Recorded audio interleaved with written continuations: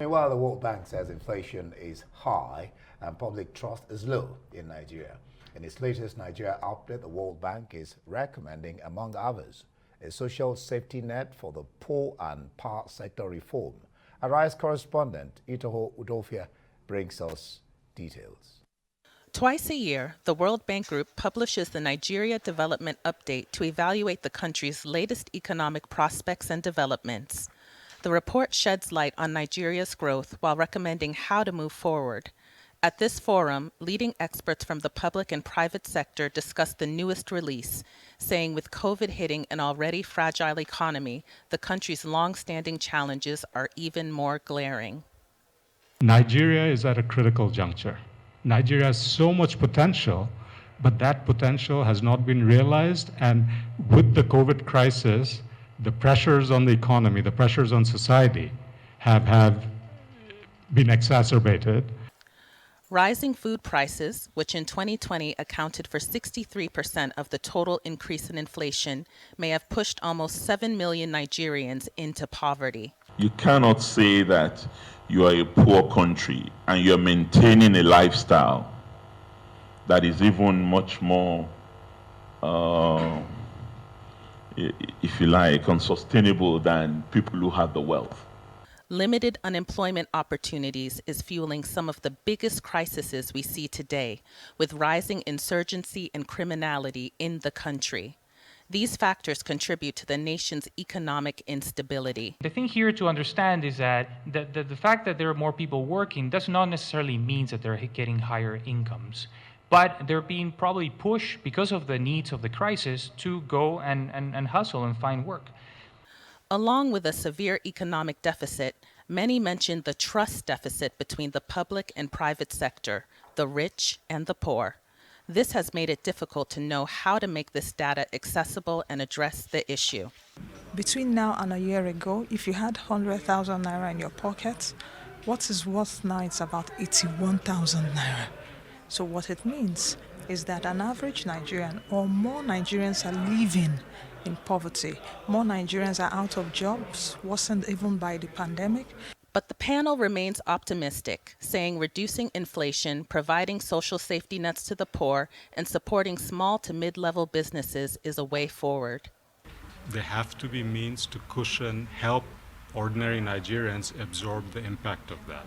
And the immediate, most promising way of doing so would be to think about direct cash transfers not for everyone, but for the poorest Nigerians, the working class, low-income Nigerians who are feeling the pinch. Commitment and willingness were identified as the key requirements for Nigeria to harness her potential to move into a brighter future. But exactly how and when that will be achieved is still a question.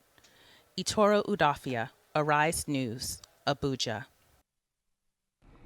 All right, for more on this, we're being joined by Eze Onyekpere, governance expert and the lead director at the Center for Social Justice. Thank you so much for joining us. Now let's look at the numbers. 18.12%, that's a drop, talking about Nigeria's inflation, to 17.98%. Second consecutive month that, the inflation rate has reduced. Is that a sign that Nigeria's economy, that things may be looking up for the economy or not? Well, when you look at the percentage drop, you will not ask yourself what has actually dropped. It's just a marginal drop. And all the issues that were raised in the discussions by the experts and the challenges are still present, and nothing has been done to change the narrative. What we are seeing is the indivisibility, inseparability, and interrelatedness of governance policies, social policies, economic policies, and the political outcomes. So what is happening in Nigeria is just beyond inflation. It's just about the governance architecture and what we have been able to deliver in the last couple of years. The report discusses policy options to reduce inflation and support economic recovery. And it says to accomplish this goals, you require a big push in exchange rate management, monetary policy, trade policy, and then, of course, fiscal policy. How does the government go about this? I agree very much well that we need to reform like the exchange rate policy. The idea about having arbitrage and rent seeking in the exchange rate, you have some at 410 or 415, some at 480, almost 500, is not the right way to go. And then you are incurring more debts, more foreign denominated debts at a time the Naira is losing value, meaning that we have to put more money down for debt service. And we're using over 83% of our revenue for debt service.